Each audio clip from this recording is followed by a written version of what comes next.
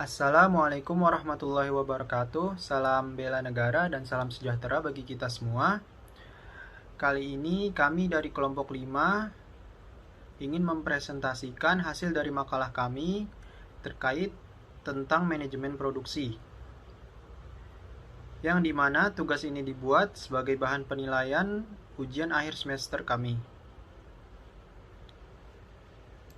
Izinkan kami memperkenalkan diri terlebih dahulu.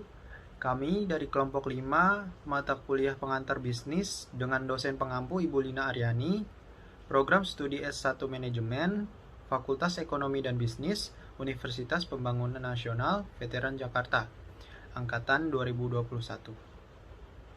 Adapun isi anggota kami, saya sendiri dengan Raira Karaihan dengan NIM 220, Muhammad Naufaldianto dengan NIM 224, Aurelia Syahnifa Putri dengan NIM 240, Faris Zahran Ahmad dengan NIM 254, Veronica Lefrisia Lumban Gaol dengan NIM 255, dan terakhir Anissa Zahra Nabila dengan NIM 268. Adapun ini adalah profil kami. Di sebelah kiri adalah dosen pengampu kami yakni Ibu Lina Aryani, dan di sebelah kanan adalah anggota kelompok kami.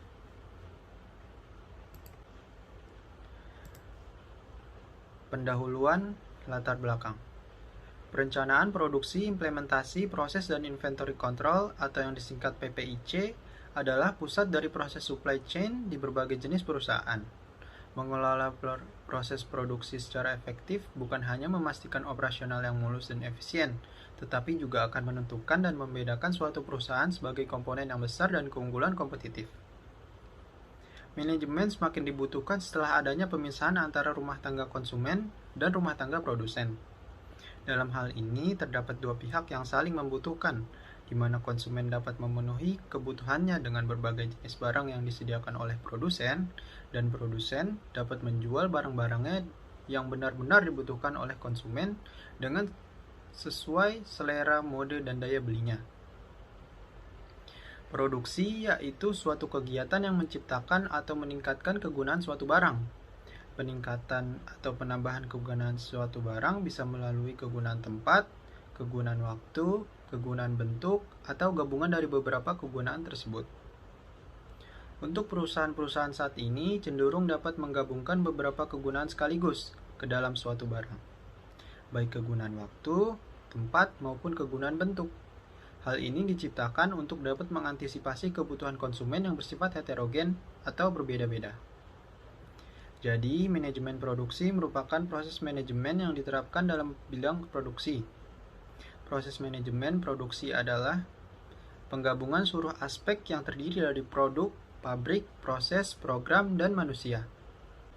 Yang kedua, rumusan masalah. Rumusan masalah yang didapat dari latar belakang yang telah dipaparkan. Yang pertama adalah apa pengertian manajemen produksi. Lalu selanjutnya ada apa saja bentuk-bentuk barang produksi. Yang ketiga, apa saja jenis-jenis proses produksi. Yang keempat, bagaimana tahap-tahap dalam memproduksi barang dan jasa. Yang kelima, apa pengertian produktivitas dan kualitas. Yang keenam, bagaimana cara menghitung produktivitas. Yang ketujuh, apa hubungan produktivitas dengan kualitas. Adapun tujuan penulisan, yang pertama agar dapat lebih memahami tentang materi manajemen produksi. Yang kedua, untuk mengetahui bagaimana proses dan produksi suatu barang atau jasa. Yang ketiga, sebagai alat pembelajaran bagi mahasiswa. Lalu selanjutnya tinjauan pustaka. Dari buku yang ditulis oleh Viniati Maftucha, dengan judul Manajemen Produksi, dikatakan bahwa manajemen produksi merupakan kegiatan untuk mengatur dan mengkoordinasikan penggunaan sumber-sumber daya berupa sumber daya manusia, sumber daya alat, dan sumber daya dana serta bahan secara efektif dan efisien untuk menciptakan dan menambah kegunaan atau utility suatu barang atau jasa. Banyak upaya yang dilakukan dalam manajemen produksi terkait dengan tujuan untuk meningkatkan produktivitas. Selanjutnya akan dibacakan oleh rekan saya. Oke, produksi. Saya akan menjelaskan pengertian dari produksi terlebih dahulu. Dikutip dari laman resmi Kemendikbud, Produksi diartikan sebagai setiap usaha manusia untuk menciptakan atau menambah nilai guna suatu barang atau jasa untuk memenuhi kebutuhan manusia. Sedangkan menurut Vincent Gaspers tahun 2004, produksi adalah fungsi utama dalam berorganisasi, yang di dalamnya mengandung unsur aktivitas meningkatkan nilai jual dalam produk, sehingga secara umumnya produksi adalah peningkatan hasil dari apa yang telah dicapai.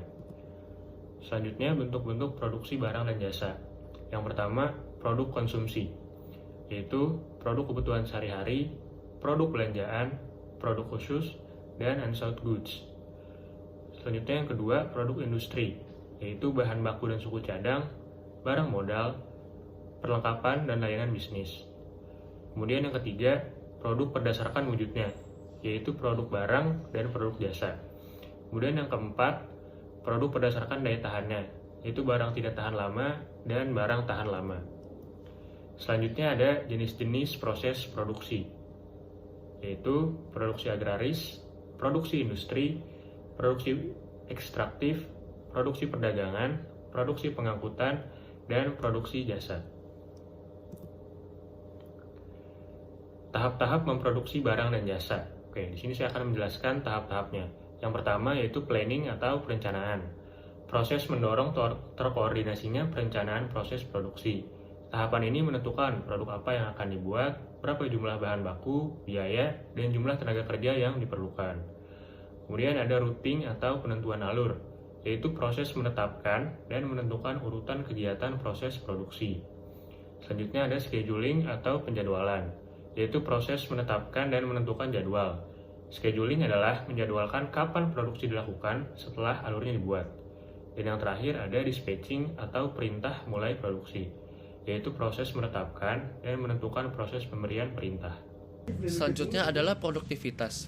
Produktivitas secara umum adalah kemampuan setiap orang, sistem suatu perusahaan dalam menghasilkan sesuatu yang diinginkan dengan cara memanfaatkan sumber daya secara efektif dan juga efisien. Gabungan dari dua kata bahasa Inggris, yaitu product dan activity. Selanjutnya adalah produktivitas adalah suatu nilai yang menyatakan bagaimana sebaiknya suatu sumber daya diatur dan juga digunakan mencapai sesuatu secara maksimal. Itu kata dari Hedi Harjo. Yang kedua adalah produktivitas adalah suatu hubungan yang terjalin antara jumlah output yang dihasilkan sejumlah output yang diperlukan untuk membuat output tersebut.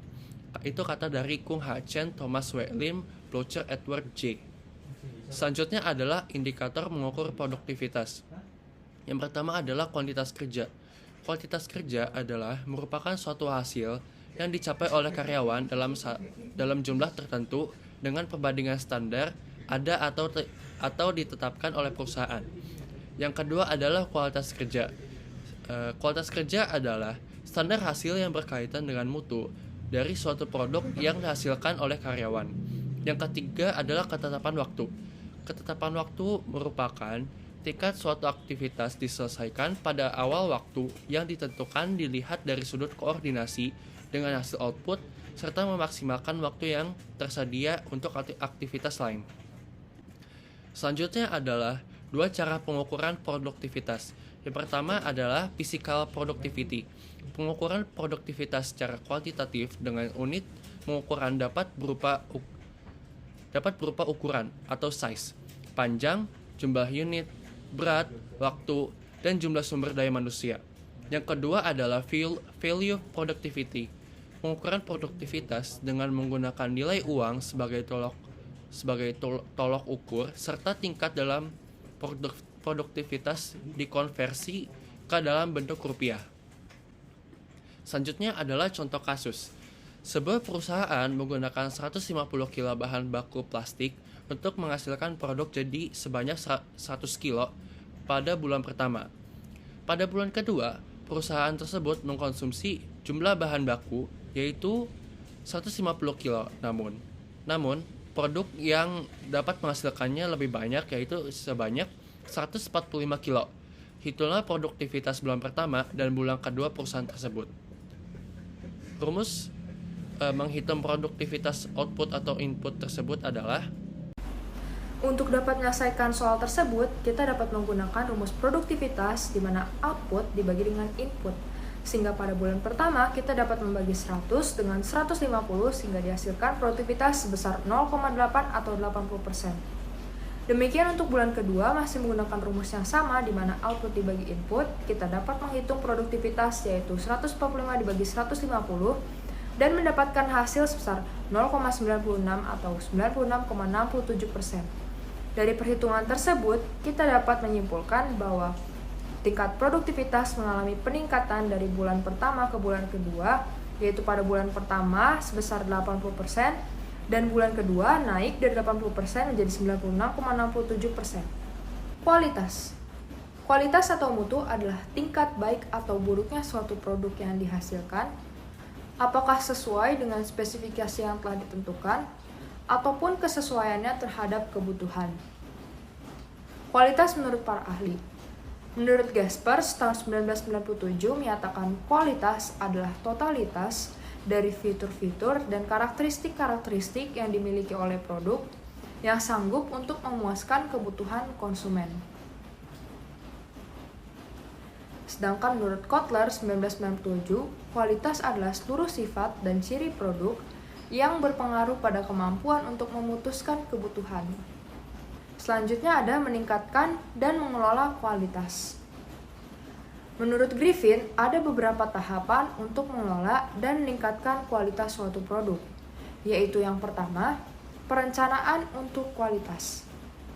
Perencanaan untuk kualitas meliputi dua hal, yaitu kinerja kualitas yang berkaitan dengan keistimewaan kinerja suatu produk, dan keandalan kualitas yang berkaitan dengan konsistensi kualitas produk dari unit ke unit.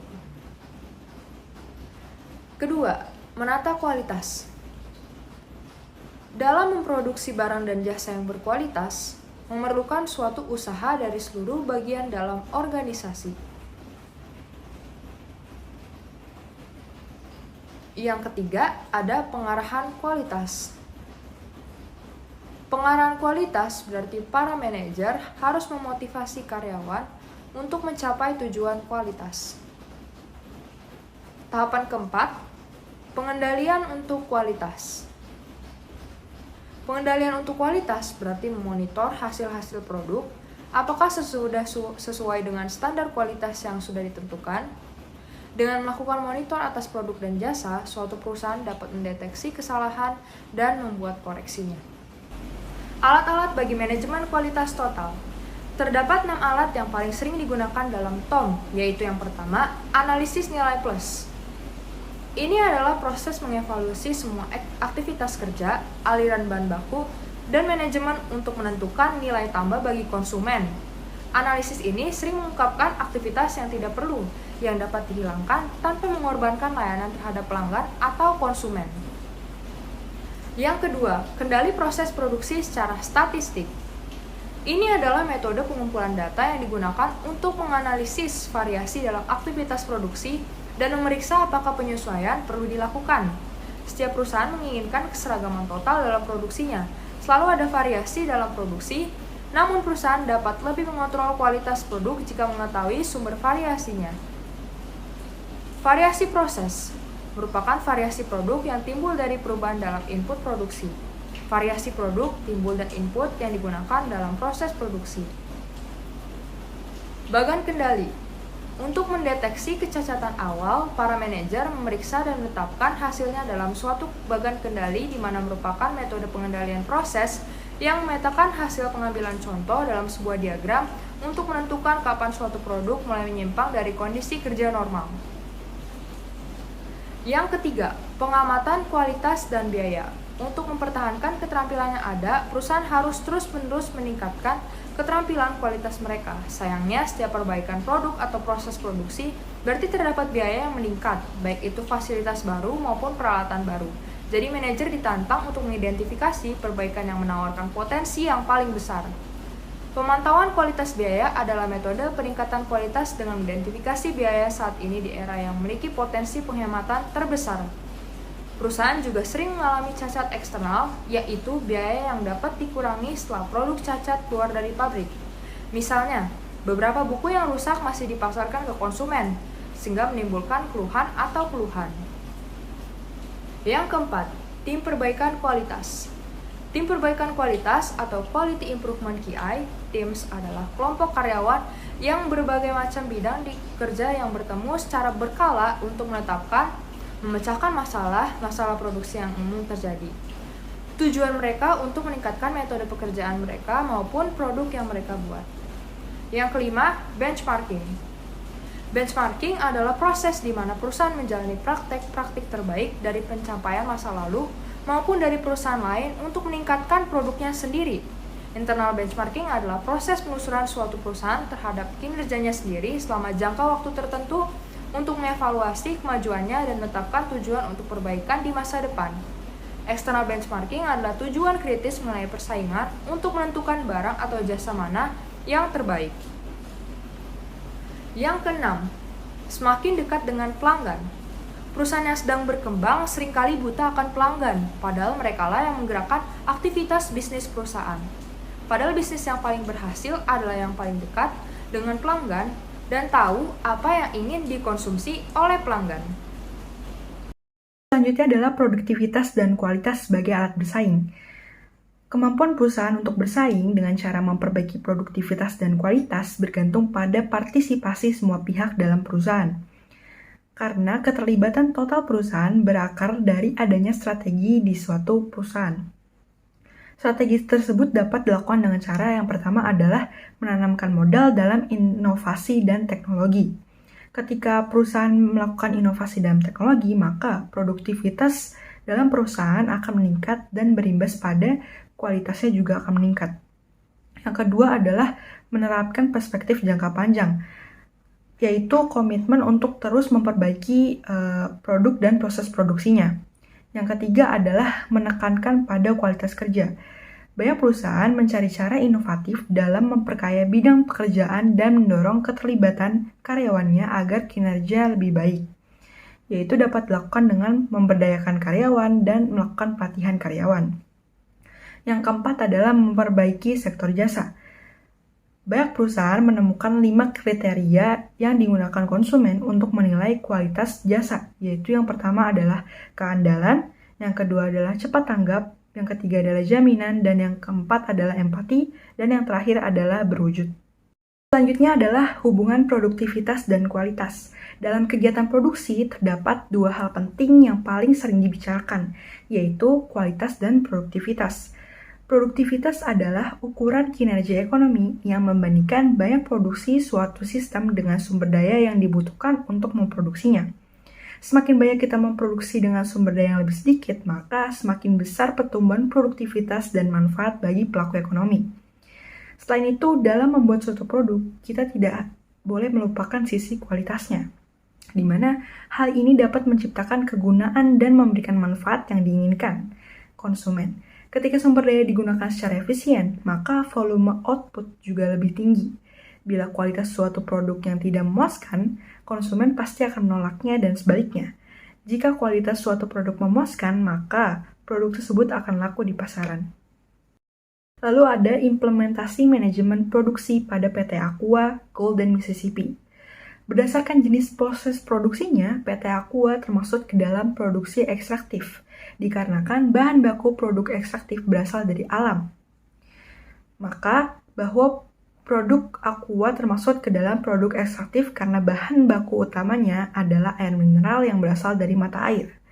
Dalam perusahaan Aqua terdapat 4 tahapan memproduksi barang dan jasa, yaitu yang pertama adalah perencanaan atau planning inline, di mana seluruh proses dilakukan secara berkesinambungan tanpa putus-putus dengan seminimal mungkin adanya keterlibatan tangan manusia untuk menjaga kehigienisan produk Aqua. Yang kedua adalah penentuan alur atau routing. PT Aqua memulai dengan pengambilan air langsung dari mata air yang berada sejauh 700 meter dari tempat produksi. Setelah itu, air akan disalurkan ke tangki penyulingan untuk dimurnikan. Setelah itu, air akan dialirkan ke ruangan water treatment di mana ruangan ini diatur untuk sangat steril. Setiap orang yang ingin masuk harus memiliki izin terlebih dahulu. Kemudian, air yang sudah mendapatkan treatment akan diarahkan menuju ke tempat pengemasan. Yang ketiga adalah penjadwalan atau scheduling. Tahapan penjadwalan dilakukan oleh kepala pabrik, di mana penjadwalan terbagi menjadi penjadwalan produksi, pengendalian proses produksi, dan mengevaluasi hasil produksi. Yang keempat adalah perintah memulai produksi atau dispatching. Proses dispatching meliputi berbagai hal seperti bahan, alat, perlengkapan, dan hal lain yang diperlukan untuk produksi. Selain itu, ada perintah, instruksi, gambar, dan lainnya untuk memulai pekerjaan. Melakukan proses sesuai dengan catatan atau aturan yang ada dan menyelesaikan setiap pekerjaan tepat waktu. Kemudian, mengontrol proses perencanaan produk apakah sudah sesuai dengan kebutuhan yang telah direncanakan sebelumnya atau tidak. Pada materi produktivitas, terdapat 3 indikator mengukur produktivitas, yaitu kualitas kerja, kuantitas kerja, dan ketepatan waktu. Perusahaan Aqua melakukan langkah-langkah sebagai berikut. Yang pertama adalah perusahaan Aqua melakukan tinjauan pustaka dan studi lapangan. Yang kedua adalah mengumpulkan data dan menyebarkan kuesioner untuk pembobotan indikator produktivitas. Yang ketiga adalah pengolahan dan menggunakan pendekatan Objective Matrix atau OMAX untuk mengukur indeks produktivitas perusahaan, di mana OMAX dapat menggabungkan beberapa indikator produktivitas ke dalam suatu matriks sehingga tingkat produktivitas total perusahaan dapat diketahui.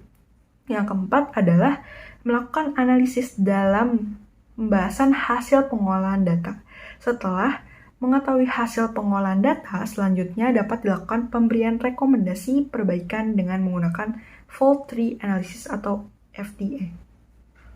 Kemudian kesimpulan dari implementasi yang telah dipaparkan sebelumnya adalah hasil dari penelitian ini menunjukkan bahwa nilai indeks produktivitas perusahaan itu tidak stabil, di mana penurunan terbesar terjadi pada bulan Oktober 2017 yakni sebesar minus 64%. Produktivitas juga dipengaruhi oleh beberapa faktor, yakni kerusakan mesin, pekerja yang kurang terampil, kurangnya motivasi kerja karyawan, lingkungan kerja yang tidak nyaman, dan keterlambatan kedatangan material.